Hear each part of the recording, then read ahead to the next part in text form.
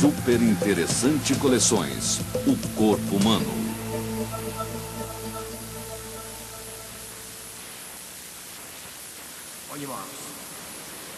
Você tem dentro do seu corpo uma máquina prodigiosa.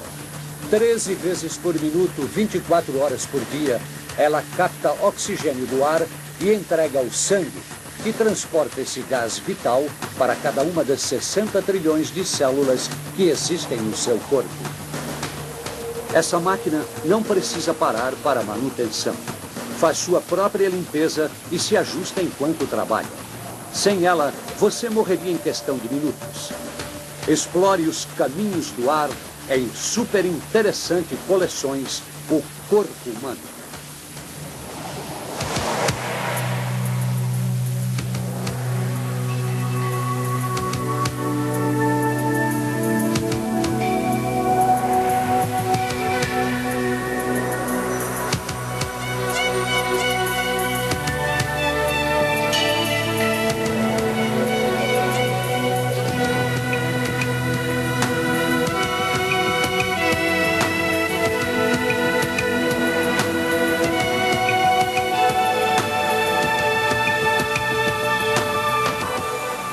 O corpo humano, respiração, os caminhos do ar.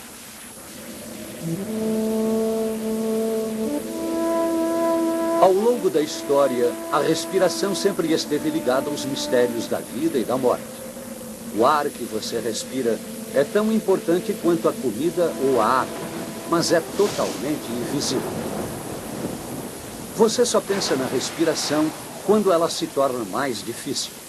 Sem a quantidade suficiente de oxigênio, o seu corpo deixa de produzir energia e você desmaia, ou pode até morrer.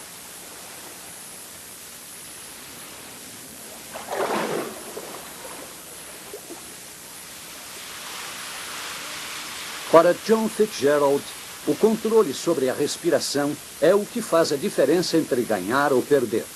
Ele é um nadador olímpico. Hoje, ele vai nadar contra o relógio como parte do seu programa de treinamento intensivo. Durante a difícil prova dos 1.500 metros, as células dos seus músculos vão precisar de muito mais do que o suprimento normal de oxigênio. Os músculos estão em boa forma, mas o fator decisivo são os pulmões.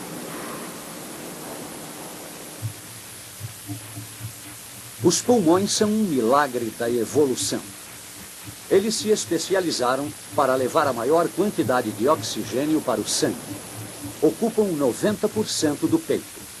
Os pulmões são leves e esponjosos, formados por milhões de pequenas ramificações por onde passa o ar.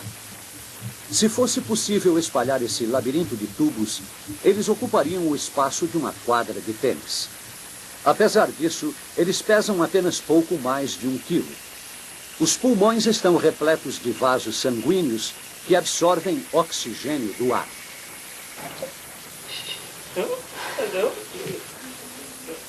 Sem saber, este bebê acaba de colocar em funcionamento a sua admirável máquina de respiração. Ele vai respirar mais de 400 milhões de vezes durante sua vida.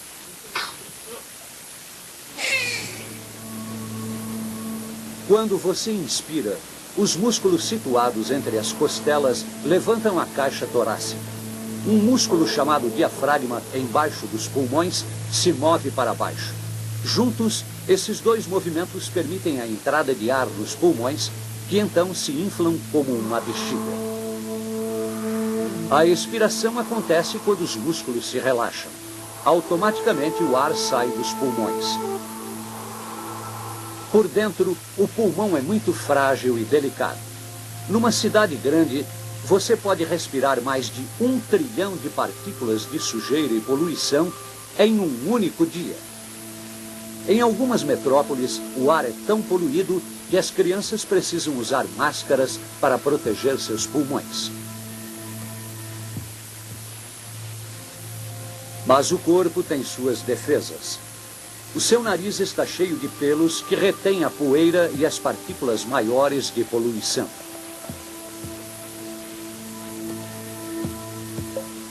O interior do nariz é revestido por uma membrana úmida.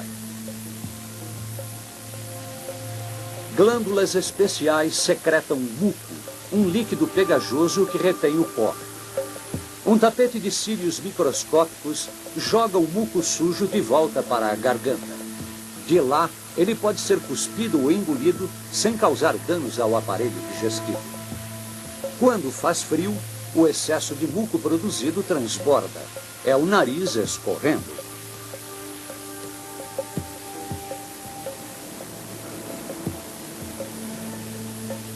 O sistema de defesa dos pulmões tem um ponto fraco.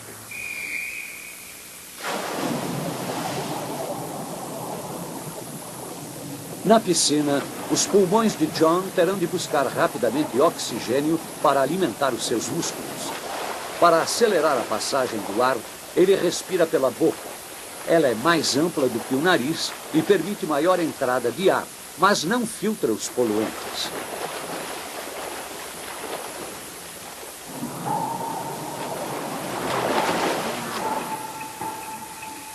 As passagens da boca e do nariz se juntam atrás da garganta, acima da laringe, onde estão as cordas vocais. Esta é a entrada para os pulmões. Ela é protegida por uma dura saliência, a epiglote, que evita com que a comida ou a água desçam pelo lado errado. Você força o ar a passar pela laringe toda vez que você fala, canta ou respira. Quanto mais os músculos trabalham, mais precisam de oxigênio. O metabolismo é uma forma de combustão de nutrientes, gerando energia e calor. As reações bioquímicas do metabolismo produzem uma espécie de lixo, que é o gás carbônico.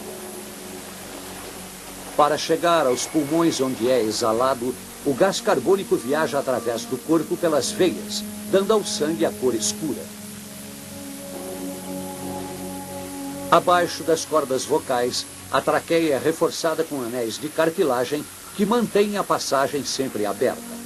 Ela também é forrada por pelos microscópicos que agem como uma correia, levando o muco sujo de volta para a garganta.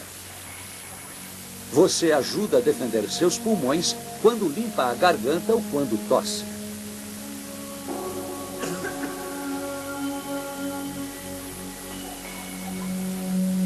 Os pulmões têm outras utilidades, além de manter os seus donos vivos.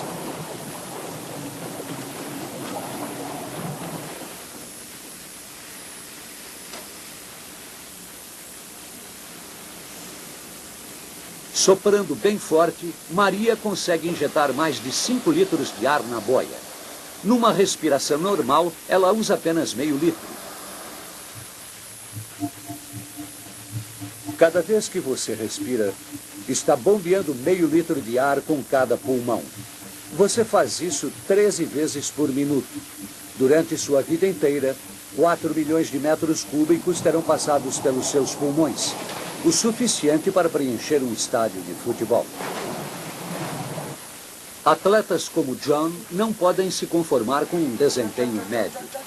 Depois de muitos anos de treinamento, ele consegue usar o corpo no limite máximo de suas possibilidades. Os pulmões dele estão em ótima forma. Ele pode expirar 6,5 litros de ar.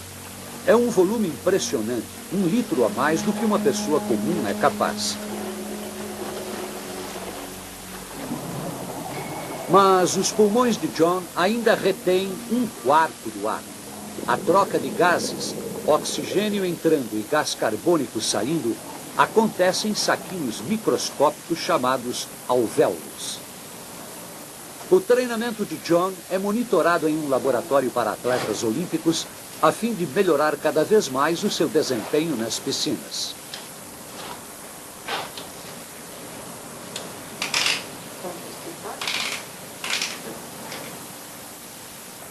Um computador analisa os dados do seu corpo, o seu batimento cardíaco, a potência de seus músculos e, principalmente, o seu consumo de oxigênio. 3, 2, 1, go.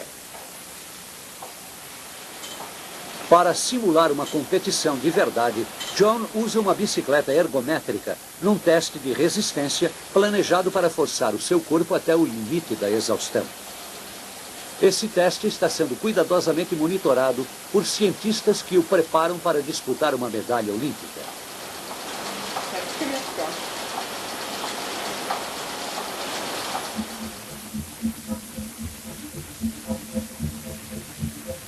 Uma máquina empurra o ar para dentro do corpo. Ele segue em direção aos pulmões pelo labirinto de tubos do sistema respiratório. As passagens de ar se dividem várias vezes até as menores ramificações. Nessa prova, John deve regular o ritmo de sua respiração de acordo com as necessidades da competição. Para vencer, ele precisa transportar o ar para dentro e para fora dos pulmões com a máxima eficiência. Na medida em que John se esforça, aumenta o seu consumo de oxigênio. Cada vez que ele respira, seus pulmões absorvem moléculas de ar numa enorme quantidade. Apenas 1/5 são moléculas de oxigênio. O restante são principalmente moléculas de nitrogênio, um gás neutro que passa pelos nossos pulmões sem se alterar. Dentro dos pulmões de John, as paredes dos tubos de ar pulsam acompanhando o batimento do coração. O ritmo aumenta enquanto seu coração vai bombeando cada vez mais sangue para o corpo.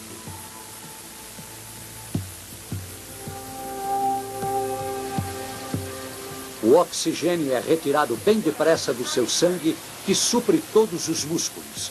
O sangue de John chega aos pulmões faminto por oxigênio.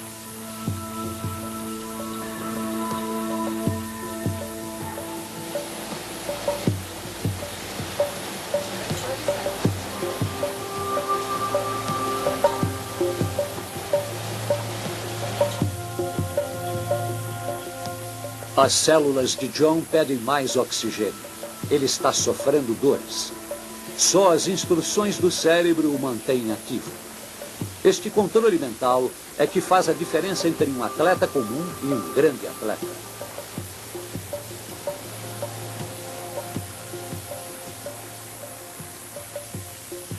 O labirinto de ramificações das passagens de ar termina em pequenos tubos, cada um com um saco em miniatura, o alvéolo. Temos 300 milhões de alvéolos. Eles assinalam ponto final no trajeto do ar que você inala. Este é um alvéolo visto por dentro. Ele mede cerca de 0,2 milímetros e suas paredes são muito finas. Por isso, o oxigênio consegue passar através delas, penetrando os vasos sanguíneos vizinhos.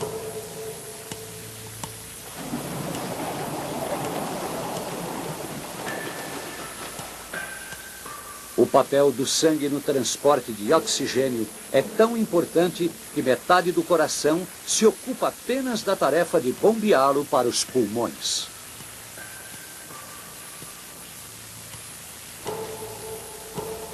Uma intrincada rede de pequenos vasos sanguíneos leva o sangue sem oxigênio para os alvéolos. Esta é uma das mais densas redes de vasos sanguíneos do corpo. Minúsculos vasos capilares estão em volta de cada saquinho de ar. O oxigênio nos alvéolos difunde para o sangue das imediações. Toda vez que estas células captam as moléculas de oxigênio, o sangue torna-se vermelho vivo.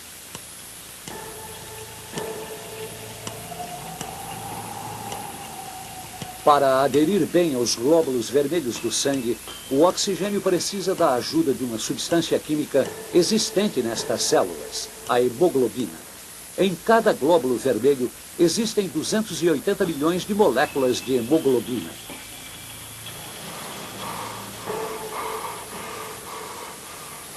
Cada indivíduo possui 300 bilhões de microscópicas células contendo hemoglobina. Se elas fossem enfileiradas lado a lado, alcançariam a metade do caminho até a Lua.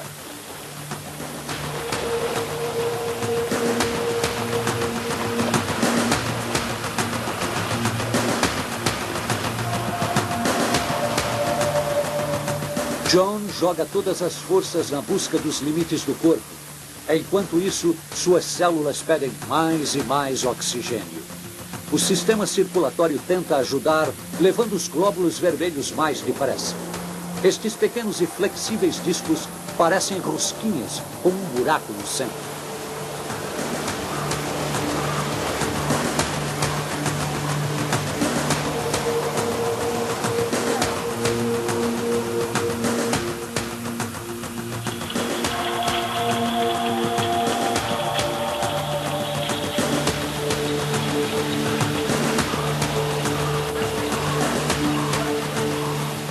Como atleta campeão, John prepara seu corpo para absorver o oxigênio com a máxima eficiência. Neste teste, sua absorção de oxigênio chega a 25 vezes o nível normal.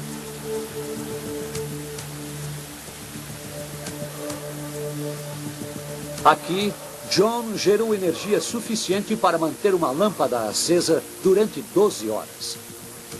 Agora, ele sabe até onde pode chegar.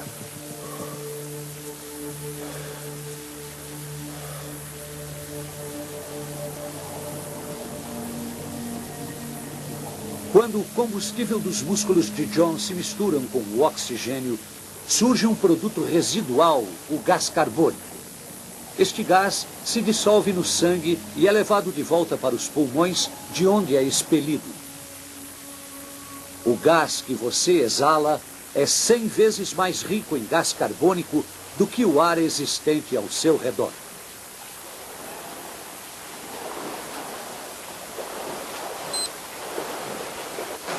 John nada para vencer, mas às vezes você precisa nadar para sobreviver.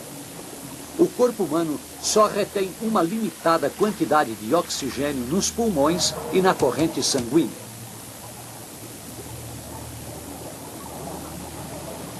Maria só consegue ficar 2 minutos debaixo d'água.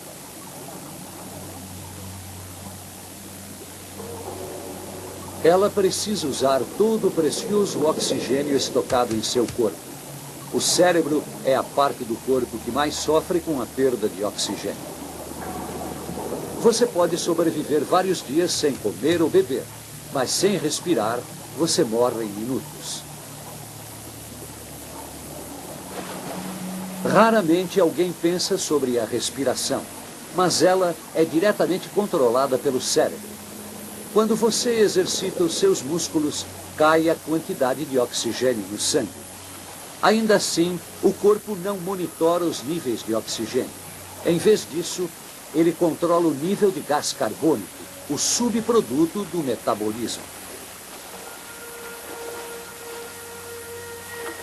O gás carbônico dispara um alarme na base do cérebro, estimulando automaticamente os nervos que controlam os músculos do peito e o diafragma.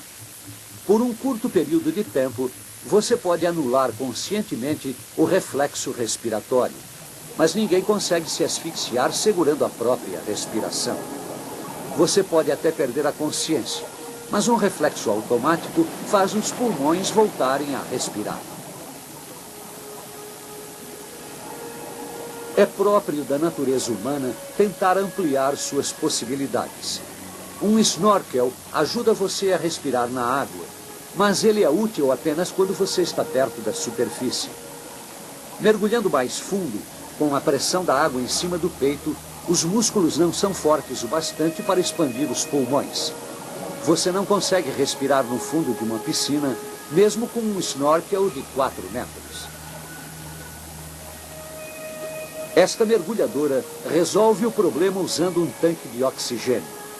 O tanque abastece os pulmões dela com ar a uma pressão equivalente à da água ao seu redor. Com esse equipamento, ela pode ficar ali por mais de 2 horas. Quanto mais fundo o mergulho, menor o tempo de duração do ar. A pressão da água sobre o peito se torna mais forte e ela precisa de mais ar para compensar o aumento de pressão.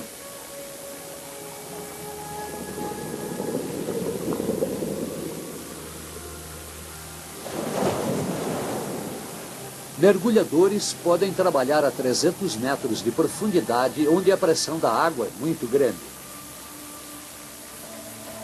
Nas grandes altitudes acontece o contrário. A pressão do ar é menor do que a normal. Nem por isso é mais fácil respirar. Viajantes também enfrentam problemas devido à falta de oxigênio. O corpo responde produzindo mais glóbulos vermelhos para compensar a oferta escassa. Depois de algum tempo, os seres humanos podem se adaptar e viver a 5.000 metros de altura.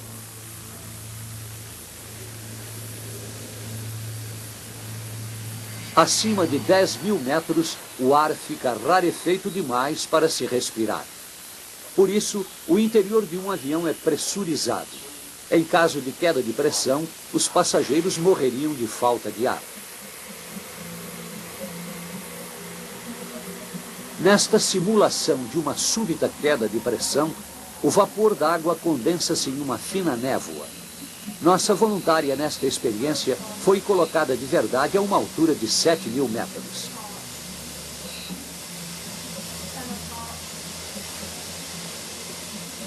O objetivo da experiência é testar a agilidade mental da voluntária. Ela precisa identificar a pilha de cartas na frente dela. Apesar de achar que está bem, ela começa a cometer erros apenas 1 minuto depois de começar.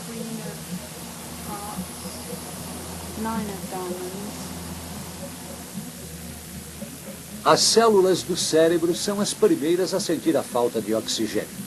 A hemoglobina no sangue absorve pouco oxigênio porque o ar está rarefeito e as células cerebrais deixam de funcionar. A parte superior do cérebro responsável pelo raciocínio é a primeira a se deteriorar quando falta oxigênio. Mas o tronco cerebral, que cuida das funções vitais do corpo, mantém a respiração e os batimentos cardíacos pelo máximo tempo possível. Antes que a voluntária fique inconsciente, ela recebe oxigênio puro como se estivesse num voo de verdade.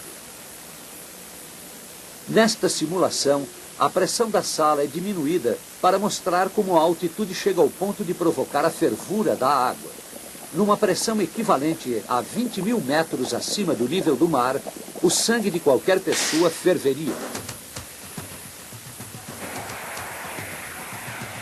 Uma roupa pressurizada com seu próprio suprimento de ar é essencial para a sobrevivência em extremas altitudes, principalmente se o cérebro tem de trabalhar rápido e tomar decisões de vida ou morte.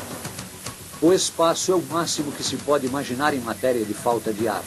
Num ambiente de vácuo quase total, um traje espacial proporciona todas as condições de sobrevivência existentes na atmosfera terrestre.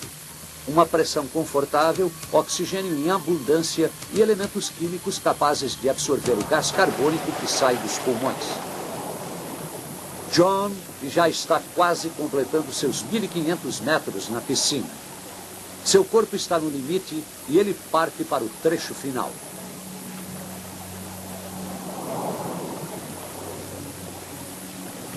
É a hora de usar as últimas reservas de energia. John respira tudo o que pode. Ele é um atleta fora do comum, mas o sucesso depende muito da simples respiração. Afinal, sem um fôlego de campeão, os músculos não chegariam à vitória.